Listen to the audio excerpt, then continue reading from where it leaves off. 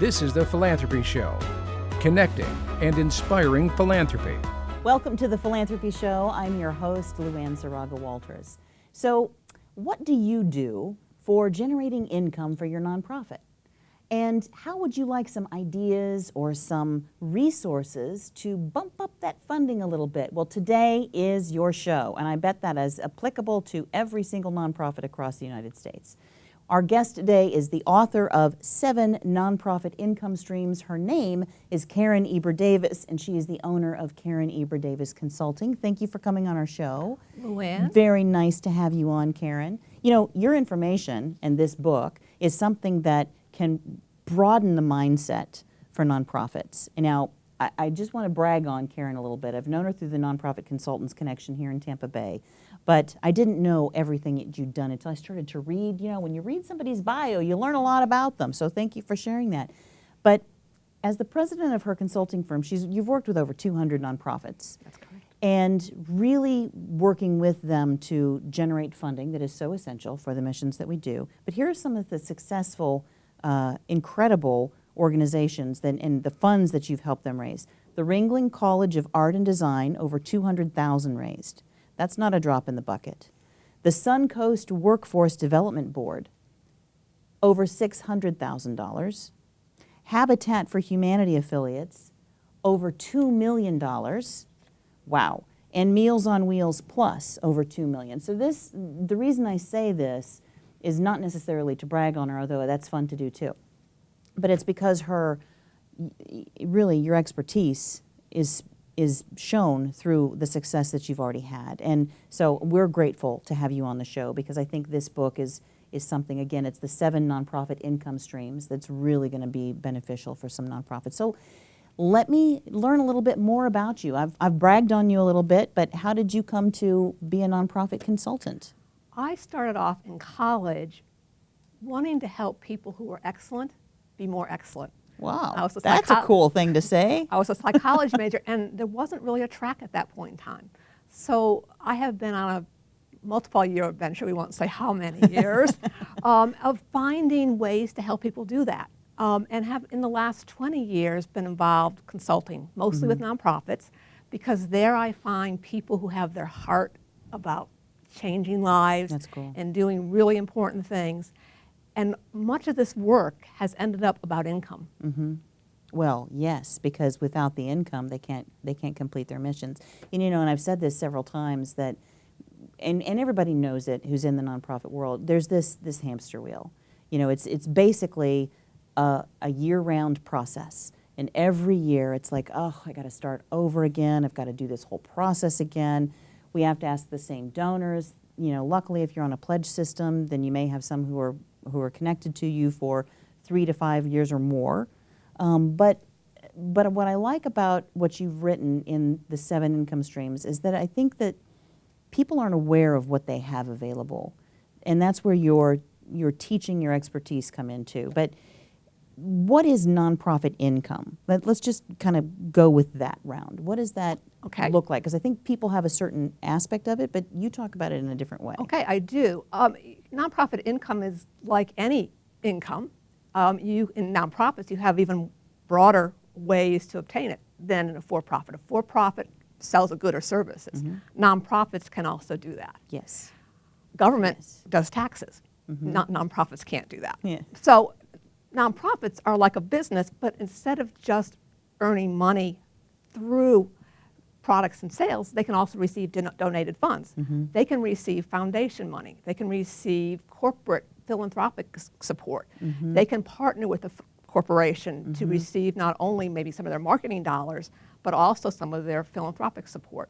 So nonprofits, in a lot of ways, it's an advantage. There's more opportunities rather than less. See, that's a great way to think about it, because I think that it's the flip side of that coin that most nonprofits think of, or a lot that I've worked with too, is that, oh, woe is us, we're not a corporation, so we don't have the advantages that corporations do. But what you just said is eye-opening, ear-opening. You know, you have more opportunities, you have more advantages for getting dollars, because you're talking about from sources that corporations can't get money. Absolutely, absolutely. And what's exciting about that is, although there are, according to the book and how I look at it, not only the different sources, which there are 7, those are based on where they're coming from and why someone is doing that. Why would someone give you money? Why would someone pay you for something? And looking at it that way allows you to say, okay, how do we find the people who want our product or service, or if that service is creating value through philanthropic work, that's another thing you're selling. How do we find the people and then get to them and have that conversation about, I can help you have what you need? So I'm thinking when you said that, I'm thinking of like nonprofit ABC. The way they might be thinking of it is, here's how we raise money. We go out and we talk to our friends and our board members and their friends and people who are connected to them, and we get as many of them as we can to come to our nonprofit event, and we raise money, and that's how we make money. Okay, that's an excellent way. It actually, when you talk about friends and board members, you're talking about something called individual donations. But I think that's what the majority of it's seen as. Only as one. Right. That's one of the streams. And actually, if we do my pie. Yes, I love this pie chart that you put together. This, Luann, is cash income. This is representation of cash income that Virginia, can you get nonprofits this? receive. There's a missing source here. I'll tell you that right away, too. There's Whoops. 7 sources. There we go. Can you see that pie? Okay. The missing source is in kind, and we'll talk about that separately. Okay, but you're talking about specifically money. I'm talking right about now. money. This is Right. cash because Okay. while in kind fits wonderful if it's the right in kind, most people need to pay the power The bill. company. Exactly. Right. One's cash. They just don't care if you want to bring them a nice barrel of something. Okay, so individual walk me through your chart, donations. yes. One of the sources is actually this. The happy yellow one, because Happy we're Yellow. always About- happy about when we a have a new quarter donor. of all nonprofit income. Okay, 25%. See, this Ish. is what I'm saying. I Yeah. think that many models are set up to be almost 100%. And where, you're saying where the giving some relief. confusion is when you look at donated money, the biggest slice is this. It's individuals. Okay. So that's, we're trained to do that because if you're looking for donations, you should be looking to individuals. Okay, That's but interesting. all the income, it's Right. only one slice. I love your pie. We can't eat it. No, we can't. But now this is, okay, I was going to ask you if there were any surprises in these 7 income streams, and I'll tell you right off the bat. This is a surprise to me because I would think that individual donations would be bigger than 25%, just based on the amount of energy that's exerted within a nonprofit to get that money. You know, I mean, we've, Terry Axelrod, you know, creating the Benevon model, really making that popular, and that emphasis is really the individual donation aspect. And that's wonderful. That's probably the hardest income to get. To get it consistently, you have to build this community of people who not only love you and care about you, they're willing to reach into their cash and give you cash that they could use for their own benefit, that they could use for their families.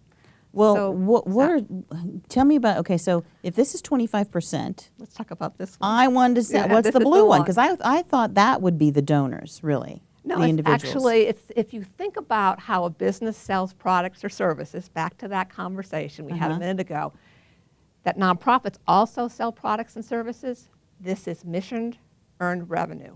This is revenue that nonprofits earn by selling goods and services that Social have enterprise. mission. Social enterprise is a kind of it. I love this. We're really developing more and more shows on the Philanthropy Show around social enterprise. So why is it that big? Think about tuitions. Think about nonprofit hospitals. Think about theaters. Think about housing for people with special needs. Got it. Think about Habitat. Now, That's another one. does everybody have something to sell? Whether it's a service or a product? Some groups philosophically believe they can't sell to their current customers. Philosophically, but that's their own personal Right. philosophy. Okay. In one situation, a group I was working with said, we, as a charter thing, we don't sell. And I said, great, don't sell to customers, but is there some other value you have? And the value was that they were working with patients who had serious health problems, but those patients had great feedback for doctors.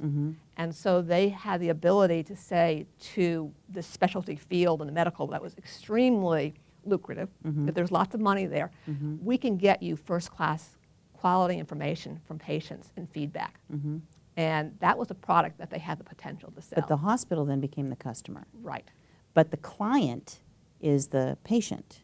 But the mission was to help everyone's health improve. Got it. Therefore, it was still mission earned revenue. Right. Okay. Well, that, yeah. And I want to show you another little slice, because this together, if we do our pie here. That's very pretty, Karen. Thank you. Very, yeah. You picked really good colors. It was like, okay, what spray paint to work. But the pie here, you see, is just over half of all nonprofit income. This is a really interesting slice. This is other earned income. Which would be? Products and services not related to mission.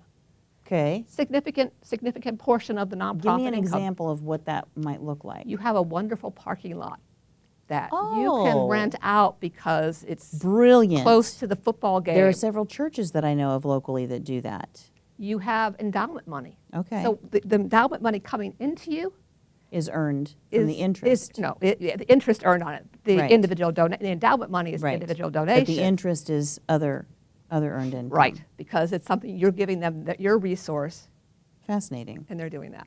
So I there's love a the lot. parking lot example. I mean, if we could really step out of the box and think about ways in which, well, there are ways too. There organizations that have large multi-room offices, and they might rent out an office or a space, or maybe they rent out their conference room to other organizations in the building or something like that. So you're thinking out of the box and saying, what is it that we have as an asset Absolutely. that we can make money on? You might have a staff member who only is really needed Okay. some of the year, and his or her skills are excellent and can be used somewhere else, You and can you want rent to out- keep them on board.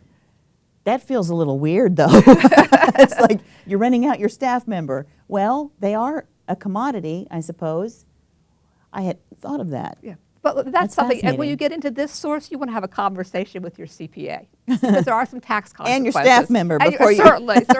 And how, if you do sell out your parking lot and your board members can't come in, that's a problem. Right, So there's right. none of this is like, oh, it's money laying in the ground, we just go pick it up. But this is thoughtful, creative. Do we have an asset that we could use and turn it in to resources Sure. to do our mission? And being creative about that process. Before we get to the next pieces of the pie, we're going to take our first break, but we're going to come right back. And I love this because this is really the way that you can expand your mind to seeing all of the value that you have to get it. So we're going to come right back with Karen Eber Davis and find out more about the 7 nonprofit income streams. I want to say 7 sources of revenue. The 7 nonprofit income streams right after this break. We'll be right back. This show sponsored in part by My Paper Pusher. Consider it done. I'm Samantha Abraham, CEO of My Paper Pusher, with your financial tip of the week. What is the difference between the cash and accrual methods of accounting? In simple terms, the main difference is when and how you record your revenue, expenses, assets, and liabilities. The cash method of accounting records transactions based on when the cash is received or when the cash is paid out, such as when a deposit is made or when a check is written. Cash method is focused more on cash flows and is often easier to understand. The accrual method of accounting records transactions based on when the income is actually earned and when the expense is actually incurred, regardless of any flow of cash. For example, if you charge program fees for services rendered in the month of March, but don't receive payment until May, the revenue is still recognized in March. Certain laws and regulations may require an organization to use accrual accounting. Generally accepted accounting principles also require using accrual accounting. While cash accounting may be easier to understand, accrual accounting is often more thorough and accurate, which is why it is often recommended for nonprofit organizations. I'm Samantha Abraham with My Paper Pusher, where you can consider it done. The Firehouse Cultural Center is a multicultural arts facility for all ages and diversities serving South Hillsborough County. It presents engaging programming in the arts, humanities, and education. Programs range from summer arts camp, classes, artists' residencies, film, to live music, comedy, and theater performances. Visit www.firehouseculturalcenter.org for more information. Follow the Philanthropy Show on Facebook for behind-the-scenes action, polls, and commentary. Welcome back to the Philanthropy Show. Our guest today, Karen Eber Davis of Karen Eber Davis Consulting. She's a fantastic role model, having had multiple small, medium, large nonprofits that you've worked with. All of the above. All of the above, over 200 in the area, and really helping them recognize and utilize all the income streams. So let's do a quick review. So 25% are your individual donations. Correct. Right? This is our donors and whatnot.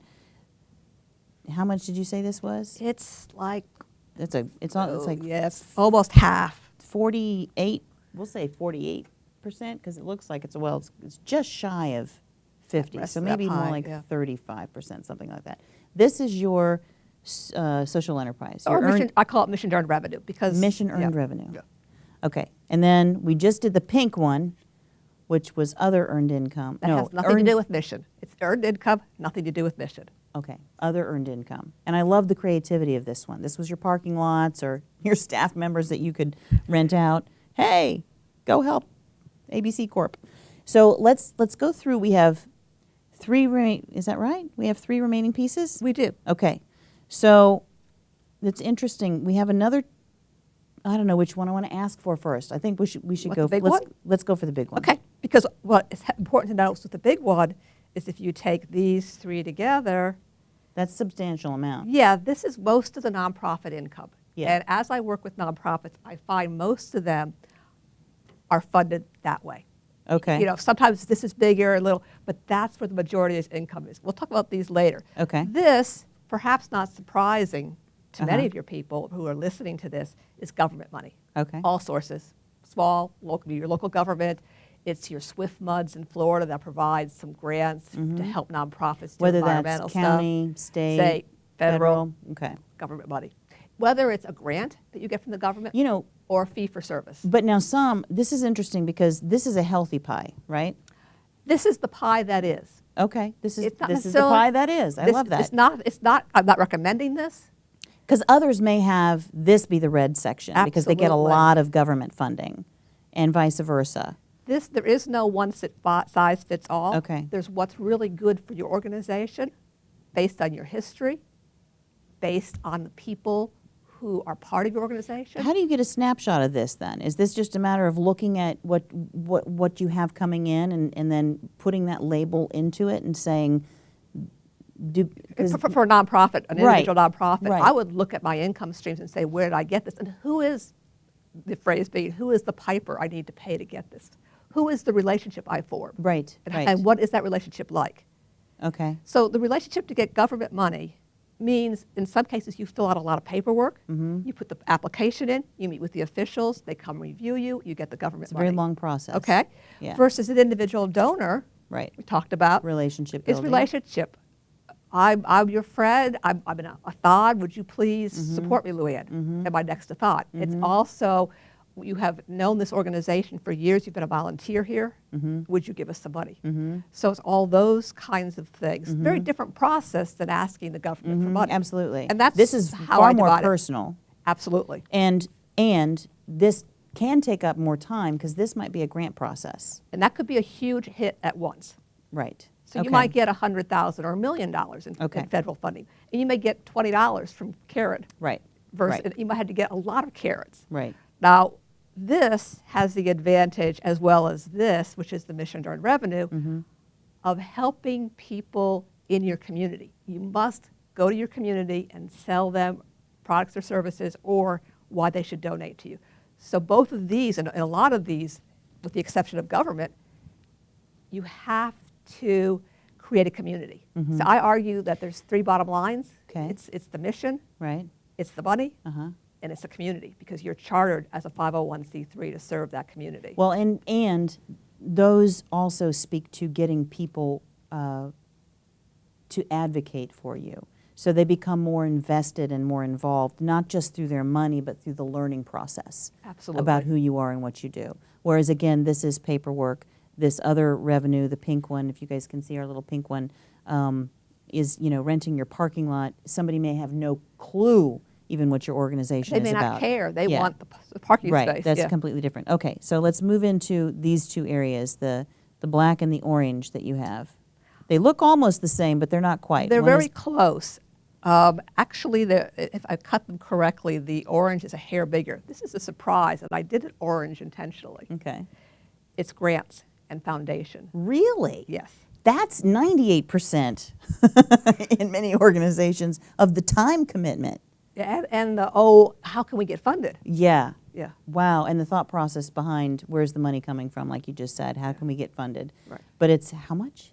It's less than 10%. Less than 10%. That's a lesson. I mean, I think that's a lesson. Wow. So here's the potential. Well, and this, like you said, this is what is. So this is a snapshot of putting a myriad of nonprofits, thousands, hundreds of thousands of nonprofits together, and then looking at where the income streams come in. Right. There's 1.5 million U.S. nonprofits. Okay. So we're looking at a condensed pie Right. of billions of dollars. But that's fascinating. So the huge amount of interest. The reality in this. of what, yeah. Now, I love grants and foundations because it's the venture capital Mm. of the Mm-hmm. nonprofit world. It's where we go to say, I have this great idea. Mm-hmm. Can we try it? Right. It's often where people go for a piece of equipment Right. that no one else will fund. Right.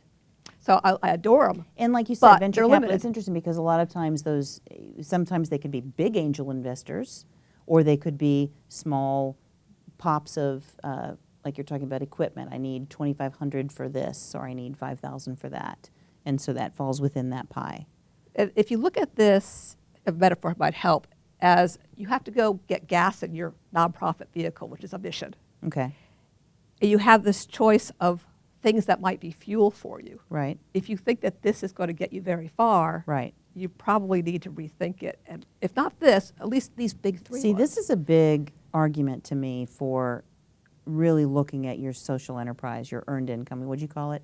I call it mission earned revenue. Mission earned revenue possibility. That's food for thought on that. And what is this black piece then? This black piece is, because they wouldn't give you money if they weren't in the black, is corporations Ah, and working with businesses. that doesn't surprise me, which is interesting. Isn't that funny? This one did, but that one didn't. I would think if you're looking at corporations versus other grants from foundations or whatnot, that would be smaller than this. That is a little bit bigger. I mean, I've I'm not done it surprised that correctly, it's yeah. small because it's, you're fighting, I mean, you're competing, not fighting, you're competing with a lot of other organizations for a corporation's dollar. But wow. This is actually very interesting, though, as the economy improves. Uh-huh. There is a growing movement away from just sponsorships Yes. into cause marketing. Yes. And that is a combination of involving marketing dollars as well as sometimes the philanthropic dollars. And it's a cultural shift. We had a show on with an example of corporate nonprofit partnerships, and Wheels of Success is a local nonprofit, and they partner with GTE Financial. And if you missed that show, go back and look for it. It's called Out of the Box: Corporate Nonprofit Partnerships on the Past Shows tab.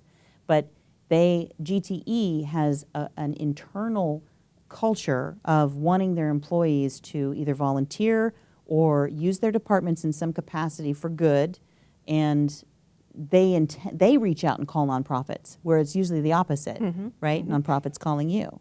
Interesting. So there are 6 pieces here, and your book is 7 nonprofit streams. There's a piece we didn't do. You're correct. Okay. And that is in kind. And I count that because it's very large. We don't know what it is exactly. We know that all our board members volunteer. That's a piece Absolutely. of it. We know people bring in a ream of paper because they saw buy one, get one Right. at the office store. Right. And so we know some of the numbers we have. We know volunteers. Some of the things we record, but there's no good source of how much that is. But it's really important for nonprofits to consider in kind. I worked with one group last year. We identified $70,000 worth of things they were using cold hard cash for Wow. that had the potential to be in kind instead. And so in kind's tricky because you don't want to just get stuff. In kind done well is that you're asking the community or contacting the community and saying, Absolutely. would you give us this? It's a barter. It's barter. Yeah, Well, exactly what you here's our need. service, here's your service, how can we make this mutually beneficial? our skills and talents lie in this area, and we can complement you Right. and get done what you need to get done. And you can't have everything, as you mentioned earlier, in kind, because if you do, you still have to pay the bills. But you might be able to have an in-kind volunteer help at critical areas when you're having Yeah. an event or the front desk, Yeah. whereas the power company won't take that. But Right. many times you can find know, ways to resource. And I think that there are some foundations who are actually going that route too. I think of one, I'm sure you're familiar with Social Venture Partners, which Social Venture Partners has, as an example of that, and they're international as well, but they, not only do they give a grant, but then their board, for whatever that community is, gives their skill set and their time to helping the nonprofit, that whatever it is that their focus needed to be. So really, how do you, how do you estimate that value unless you had to go bid on it, Yeah. unless you had to say, I need to hire somebody for that. But it's good to see what you're getting so that you actually have a bigger appreciation for all the value that's coming in, don't you think? Absolutely. it's- Oh, sure. Because if you don't have some of that, then you don't. If that something goes away, you didn't budget for it, and then you don't thank people properly, and you don't remember that this is that they're giving you something. Back to Right. my thinking on the book, is people come to a nonprofit with their resources, money or in kind, because they're doing an exchange. Mm-hmm. And if you're not honoring that piece of it, then it's not going to stay. You're going to lose it. So do you dive deep into this book, and thank you for giving me a copy of this because I'm going to enjoy reading it, but you dive deeper into each of these areas and how nonprofits can build towards increasing, how they can examine, how they can grow. Pick which ones fit them. This is a good tutorial. You could do it with your staff. Or your board, because Or your sometimes board, boards don't absolutely. quite understand. They're thinking, oh, we need to get a grant for that. This would be a really cool conference, a board retreat. Have everybody read it and then do an analysis. Awesome. Well, thank you. Well, if you're in the Tampa Bay area, you need to check out Karen Eber Davis. And what is your website, Karen? www.kedconsult.com. kedconsult.com. So when we come back, I want you to answer a couple of overall questions for us about earned income and nonprofits, and then we'll also take part in Truth or Care, which is our kind of our flagship or our trademark segment with the Philanthropy Show. So we're going to take a quick break, and we'll be right back. Now a word from our studio sponsor. Hi, I'm Jen Dodd, the Education Manager here at the Nonprofit Leadership Center, and I want to offer nonprofits a quick social media tip. When nonprofit social media pros ask me for ideas on content, I always recommend finding a Cause Awareness Day calendar online and using that as a jumping off point. You've seen all of the day of posts on Facebook and Twitter, right? These days are a great opportunity for nonprofits to join a large online conversation to increase awareness and engage both old and new friends. Use the Cause Awareness Day calendar to find topics that are relevant to your brand. For instance, the NLC is focused on education, training, and professional development for nonprofits, so I'd look for hashtags that fit into our mission. I wouldn't, for example, chime in on World Museum Day, but I know that on International Volunteer Day, the NLC can make a number of truly meaningful contributions to that conversation by incorporating hashtag International Volunteer Day into posts about our Volunteer Management Certificate program, or even a post about showing appreciation for the volunteers who donate their time and talent to the NLC throughout the year. Don't be afraid to have a little fun with it too. It is called social media after all. For example, I might post photos of each team member's favorite animal on hashtag World Animal Day, or our memories of the teachers who most influenced our lives on hashtag World Teacher Day. Use your social media cause awareness days to give new and old friends a meaningful glimpse into your organization so that they'll want to engage and join with you in carrying out your mission here in Tampa Bay. If you need more help with social media, take a peek at our own Facebook, LinkedIn, and Twitter feeds where we point out examples of nonprofit social media best practices. And don't forget to check our training calendar for upcoming social media classes here at the NLC, where we educate, empower, and connect nonprofits. The Philanthropy Show is on demand every Monday at 4 p.m. Eastern Standard Time at both thephilanthropyshow.com and YouTube/WatchMVVP TV. Welcome back to the Philanthropy Show. talking about these 7 streams of income for nonprofits, and so we've gone through what they are, and my question to you would be, are there better choices for different types of nonprofits to make, and how do you define that? How would a board, how would a CEO look at that process? That's a strategic decision. It's an important one. There's no quick answer. Big picture, I would look at what I already had, because you don't want to lose those. You want to make sure you secure any income you have. And then you need to look at where you have skills. And in some cases, let's pick on individual donations, you have never had a donor. It's a tough haul and a multiple year haul to get a list of donors who might give you a little bit of money. It might be that you say, oh, I have someone on staff who has sold a service just like this. And there's a way that you can start entering into the mission earned revenue. So it's, what do you have? Who do you have on board?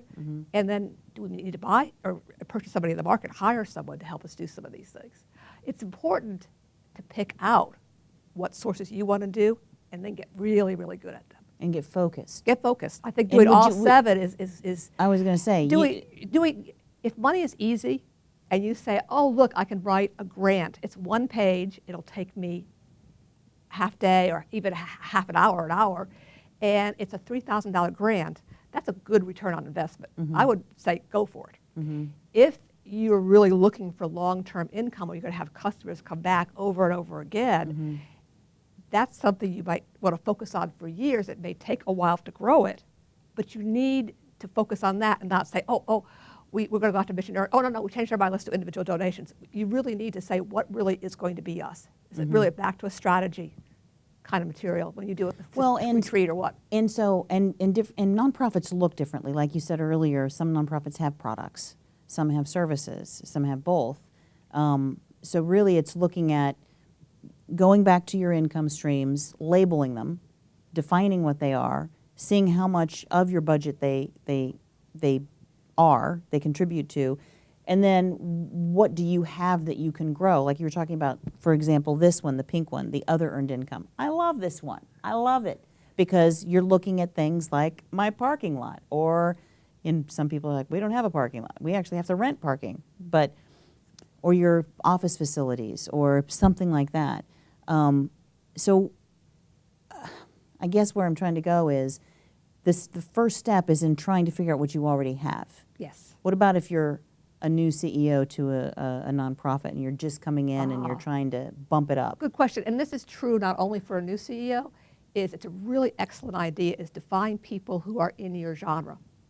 You're doing childcare, you're doing whatever. Don't just look in your local area. Don't ask your best friend. They may be wonderful. Do a much broader search. Who is the best in the field? Who is excellent in the field? How do they earn their money? That's all available on 990s. And most nonprofits, if you do the homework, check their website, read their 990, and then call them and say, I'm really curious, how did you develop this mission earned revenue stream? Or how did you get into individual donations? You used to be all government. What was the process? They will share because this is a sharing community. And copy, adapt from the best. And I really, a lot of my work I'm doing is I'm saying who's out there, who's doing it, what would really work. Look at their best practices and see what's intrinsically fits us. Yeah. In some ways, I'll tell you one of the stories in the book real quickly. Bach Towers Gardens had a mansion. And that mansion, I mean, it was wonderful when they bought it, but it's a 1929 mansion. Wow. And you know from being in the nonprofit world or ever having anything old, it was a cash drain. Yeah. Just having an old house. Bach Tower Gardens, for those who are watching out of the area, it's a beautiful gardens over in Lake Wales. Botanical. It's not really near Disney. It's south of Disney. So when you drive there, you have an hour and a half drive. Yeah. From Tampa almost Bay. anywhere. From Tampa, from Orlando. You're going to go out into the country and go to this beautiful garden. They had this mansion. Now they could have said to their donors, won't you fund this mansion for us? But they said, and they struggled with this for a number of years. They made it a mission to earn revenue opportunity. When you used to drive into Bach Towers Gardens, they said, X number of dollars for your ticket, please go to the visitor center, enjoy yourself, have a nice day. Instead, they said, would you like to buy the mansion tour? It's $6 extra. Sweet. Would you like fries with your hamburger? Does this sound familiar? Yes. And Sweet. for that small change, and where they asked for the money, their income for the mansion increased by 300% during the Great Recession. Wow. So sometimes, and that's really important because they got more mission out of Yeah. Yeah. it. You know, and it's, donors. And they made use Right. of the asset that they already They had. do, Instead yeah. of saying, and that's also key. You think something may be a drain, and it's not an asset. It's a, what's the opposite of an asset? It's a expense. Sink. Sink. Yeah. But Sink hole. really, when you look at it and from a flip side, it becomes a viable asset. It becomes something that, yeah. Well, that's cool. And I'm going to recommend this book again, 7 Nonprofit Income Streams. Open the Floodgates to Sustainability. I love that with Karen. Thank you for being on the show and talking about it. I wanted to kind of switch gears now and ask you, and getting in, you're really very much a heart-centered person as well. But what is your heart's definition of philanthropy? Why do you do what you do? What does that mean to you? What do I do what I do? Because I really believe that people should have their dreams. And if that means they need money, then I'm going to help them figure out a way to get money. If it means they need to figure out a creative solution that hasn't been thought of before, I'm going to help them do it. And so it's really about having people become what they think they can become and helping them get there. That's empowerment. You're helping them become empowered to be the person and reach the potential that they want to be, or the organization, And it's like in achieving not all the in mission. my head, it's in their head too, and it's that And you're pulling it partnership. out of them. It's that partnership. It's like, let's think about this together, because they've been doing it alone a lot of time. Oh, that's neat. Wow, that's awesome. Thank you for coming on the show today. Yeah. Just have really enjoyed having you here. Thank you for your pie chart, which was very impressive. Good to have in all these different areas. And really, this I think is going to open up a lot of people's ideas on who are we, where do we get our funding, and what do we have already on hand that if we just change it just a little bit, we can really focus that and increase it and Make it a floodgate. Exactly. Make it a floodgate for sustainability, which is that key S word. The S word we love, sustainability. Thank you for joining us for the Philanthropy Show today. That wraps up another show, but make sure you join us next Monday at 4 Eastern for an all-new show. Have a great week. Be sure to check out our past shows tab. Bye-bye.